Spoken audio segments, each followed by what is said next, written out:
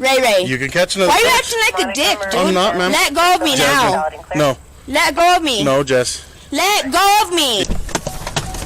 Hello? Ma'am? Ma'am? Hi. How are you? What are you doing, Jess? L'intervention débute par un contrôle de routine qui bascule immédiatement dans la tension nerveuse.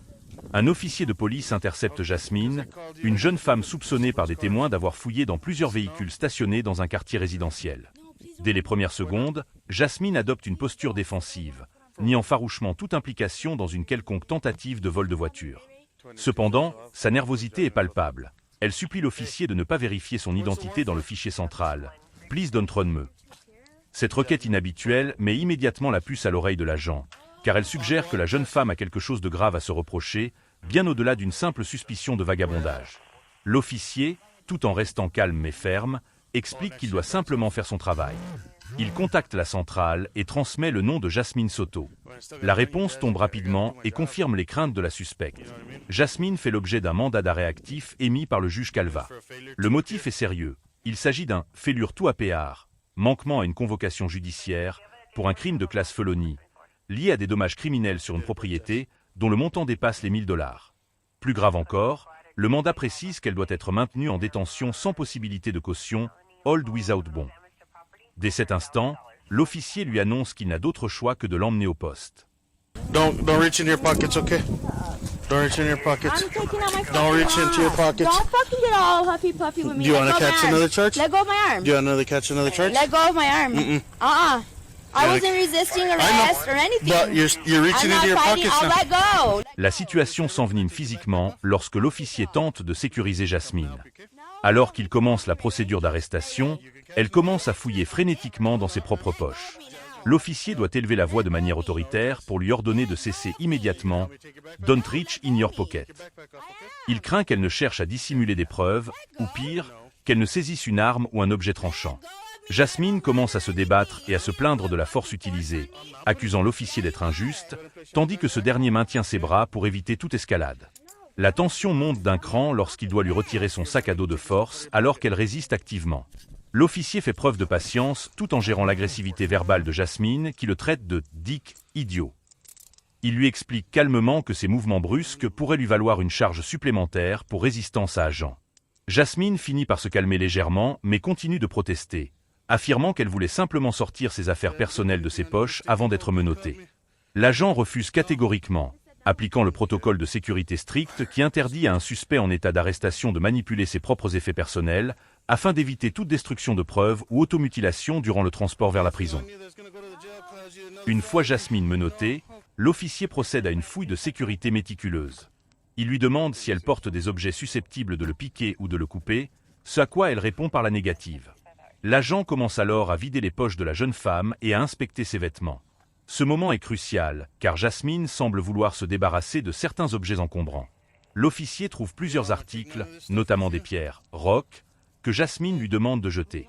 Ce refus de conserver ses propres possessions soulève des questions sur la nature de ces objets, bien que l'officier se contente pour l'instant de les écarter pour sécuriser la zone de fouille. La fouille continue et révèle une collection hétéroclite d'objets.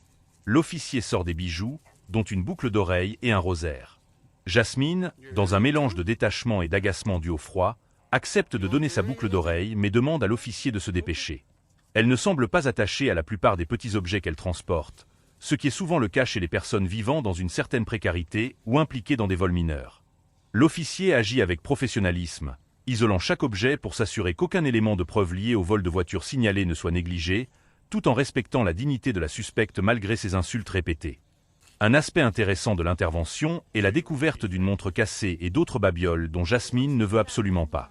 L'officier lui demande à plusieurs reprises si elle est sûre de vouloir jeter ses affaires, ce qu'elle confirme avec insistance. Cette attitude suggère que Jasmine voyage léger et qu'elle cherche peut-être à minimiser ce qu'elle transporte au cas où d'autres charges seraient retenues contre elle.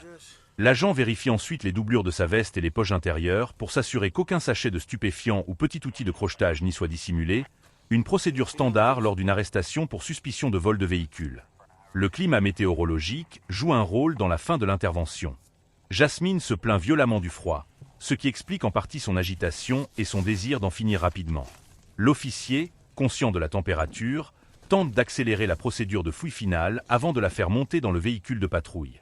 Il vérifie une dernière fois ses chevilles et sa taille pour s'assurer qu'elle n'a rien caché dans ses chaussettes ou sous ses vêtements. Malgré le caractère hostile de Jasmine, l'officier maintient un ton informatif, lui expliquant chaque étape pour éviter une nouvelle explosion de colère. L'étape finale de l'arrestation consiste à installer Jasmine dans le véhicule de police. Elle continue de marmonner des plaintes, mais la résistance physique a cessé. L'officier doit gérer la logistique de ses effets personnels, notamment son sac à dos et les quelques objets qu'elle a finalement décidé de conserver. Il lui demande de s'asseoir confortablement sur le siège arrière, tout en s'assurant que la ceinture de sécurité est correctement attachée pour son propre transport. La caméra montre alors Jasmine prostrée à l'arrière, réalisant probablement que son mandat d'arrêt pour félonie va la conduire directement derrière les barreaux pour une période indéterminée. La vidéo se termine sur l'officier qui range son équipement et finalise les notes pour son rapport. Cette intervention souligne la complexité de gérer des mandats d'arrêt en plein milieu d'une suspicion de crime flagrant. L'officier a réussi à transformer une rencontre tendue et potentiellement dangereuse en une arrestation sécurisée, sans blessure de part et d'autre. Jasmine sera présentée au juge pour répondre de son manquement initial, tandis que l'enquête sur les fouilles de voitures se poursuivra probablement sur la base des témoignages recueillis dans le quartier. C'est un exemple typique de la routine policière où un simple signalement de voisinage mène à l'arrestation d'une fugitive recherchée. Le dossier est maintenant entre vos mains. Est-ce que la police a agi avec discernement ou, selon vous, les limites ont été franchies? Votre avis compte, exprimez-vous dans l'espace commentaire. Pour soutenir notre travail de documentation, n'oubliez pas de laisser un pouce bleu et de vous abonner à Bodycam Dossier. On se retrouve très vite pour une prochaine analyse.